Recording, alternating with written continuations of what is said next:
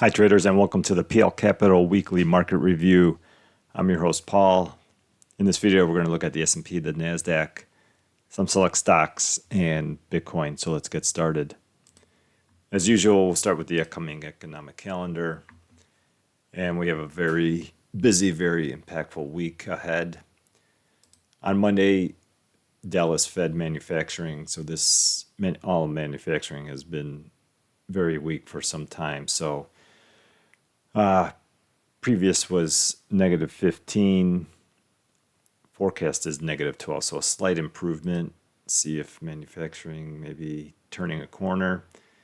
Tuesday, you got some home price data.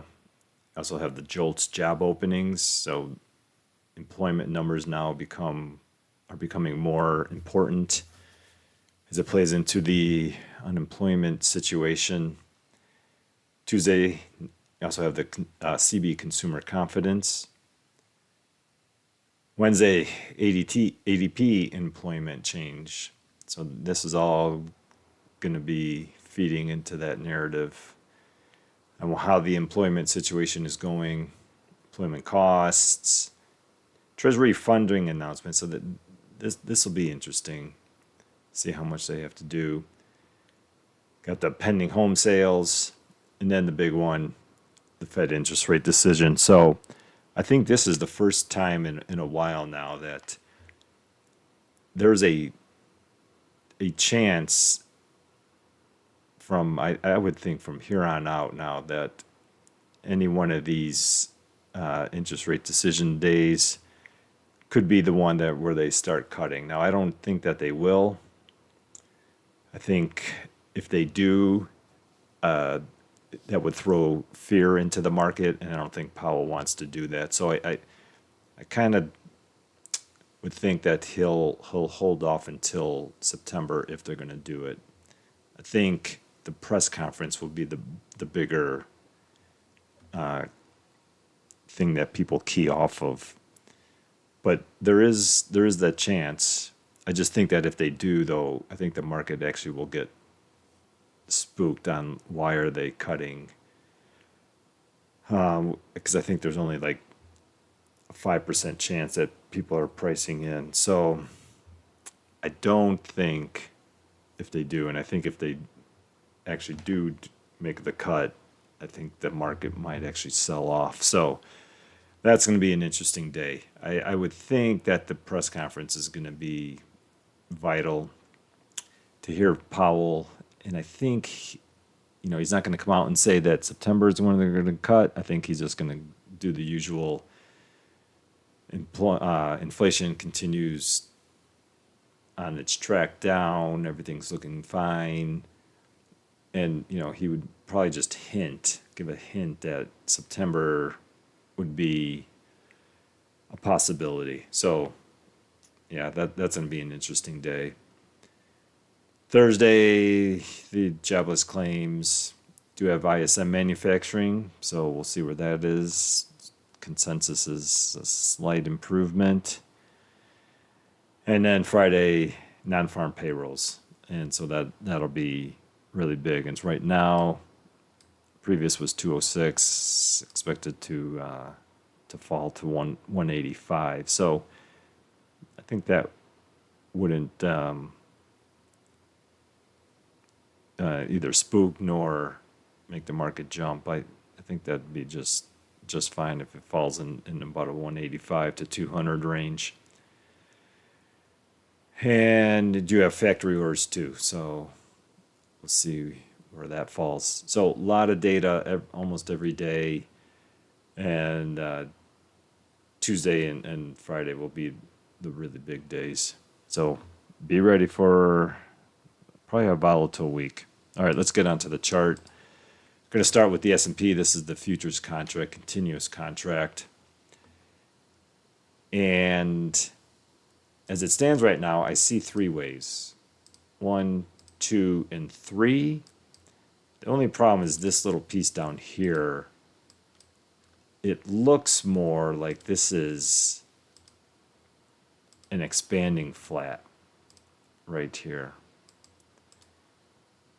And so especially with this strong sell-off on Thursday. And so I'm thinking that this is actually making an impulse. So we're going to have 1, 2, 3, 4, and then they're going to be coming down for 5. That's what it looks like. So the two key levels to watch are those two, 55.33 and 54.32. So 100-point range. You know, they came down and almost broke that low, which would have been for the fifth wave. But then they gave a very strong rally and almost came and broke that high before they sold off. So right now, these two levels are being defended. Bulls are defending the low one. The bears are defending this one up here, because if this breaks, then it's just a three-wave move down, and then this could be the S&P could be heading up, because it's in this zone where I would expect price to find some buying. So it's going to be really interesting, and with next week being so volatile, one of these two will definitely break, and then that'll give us an idea. Now, if they do break 54.32, then I think the S&P is going a lot lower, because, like I said, this is 1, 2, this will be 3, this will be 4, and then this is all the fifth wave, and this will be 1 and 2. Oops. Of the fifth wave, and then they need to come down for 3, 4, and then still go down again for 5. And then when that happens, I mean, this will probably be a lot lower. 1, 2, 3, 4, 5.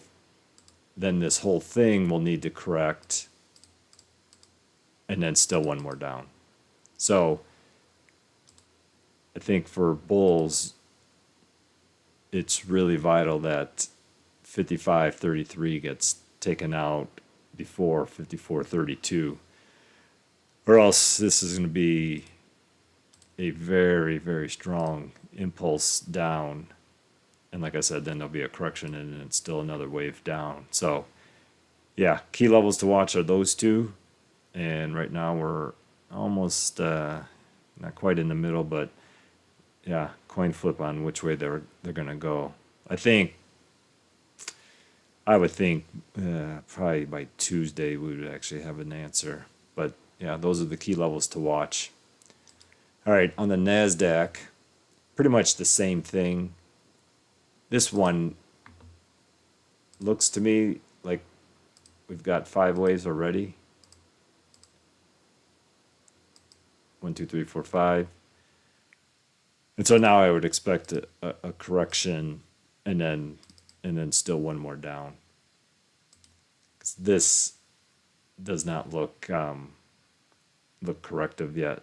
So if we could get one more push up and then one more down, then that would give a nice ABC look, and it would be right in this zone that I've had for a while now. This 1974 could even come all the way down to this 17 area.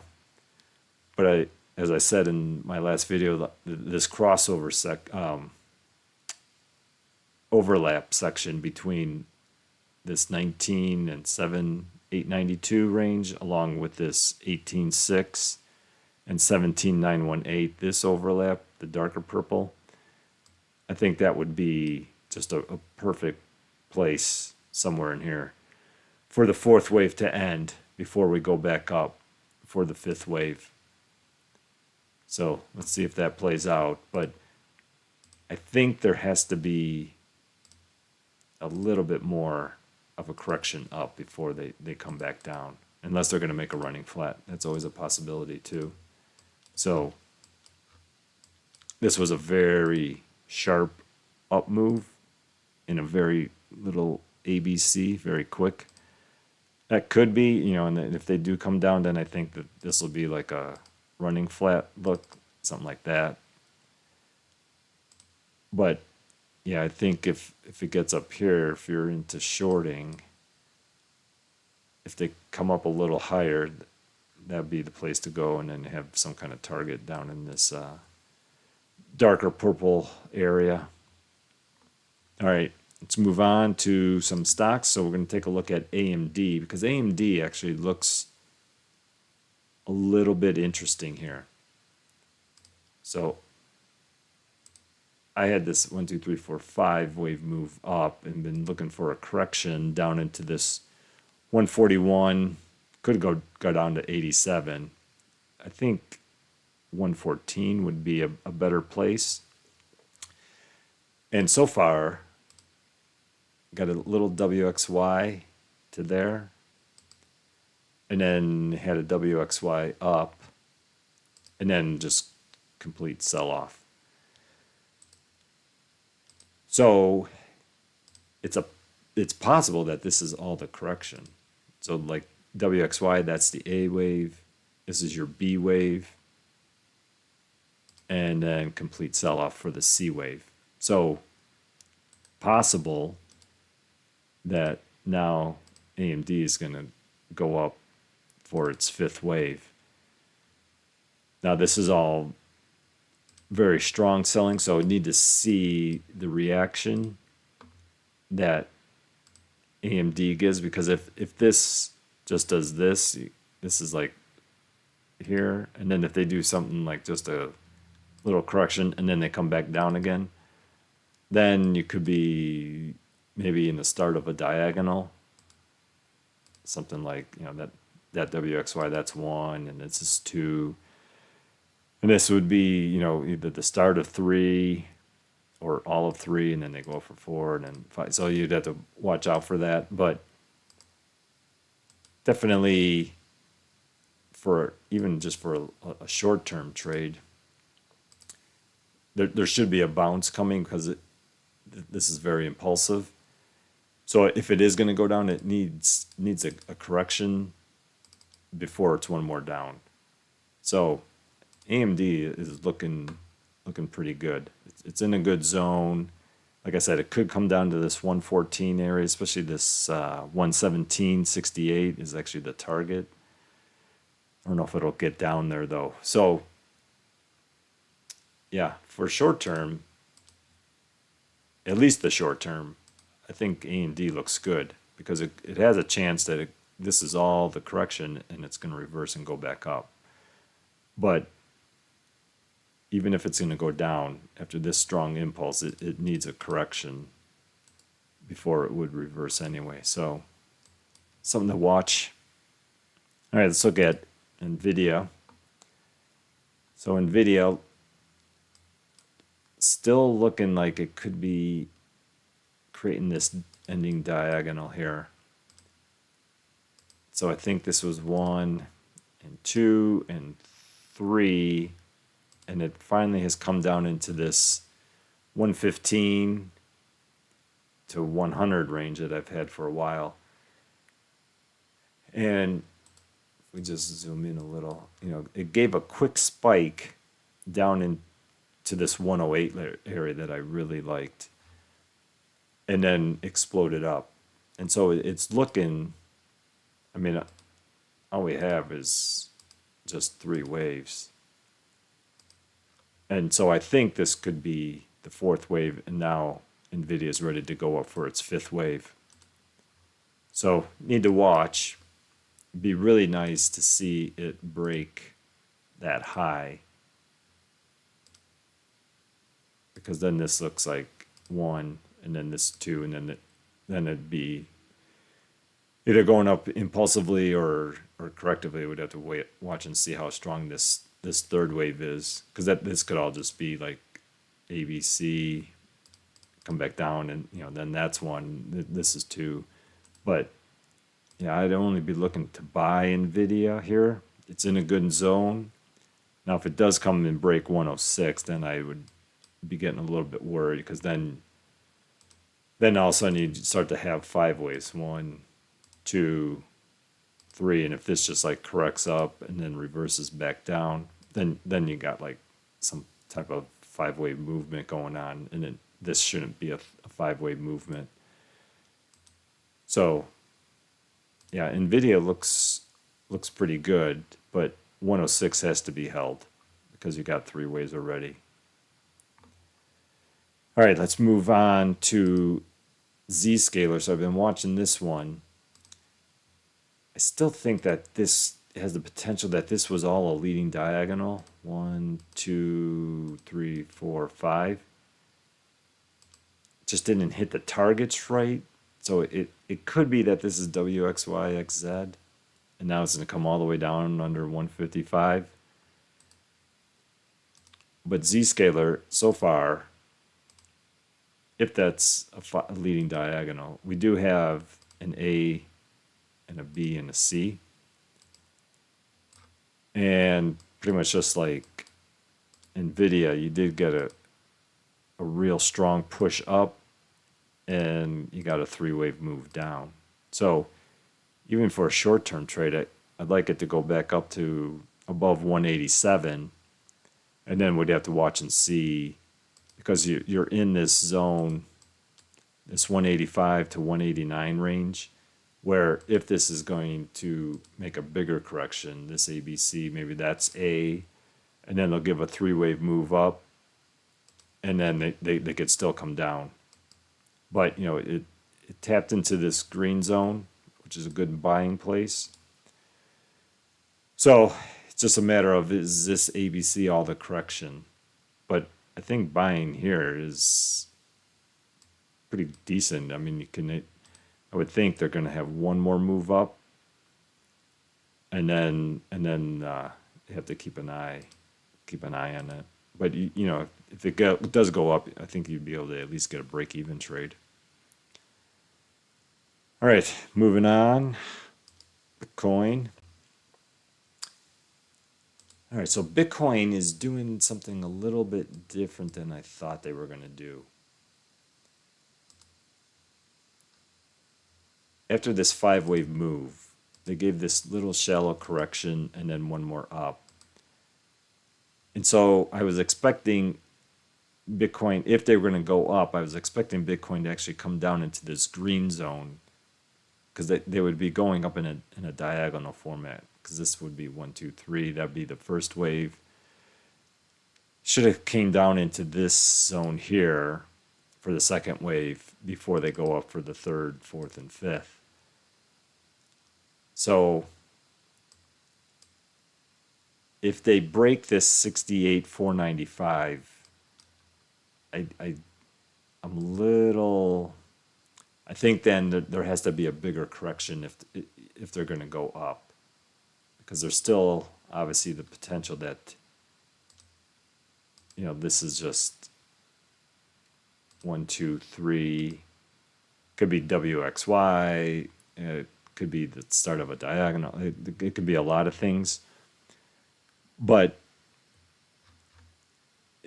this should have come. Now, it still could. I mean, they could come from right here and come down and then reverse, and then it'd still be looking good. But they're getting so close to that 68,495 that I almost feel like this is 1, 2, 3. Like that's A, and then this is just a B wave,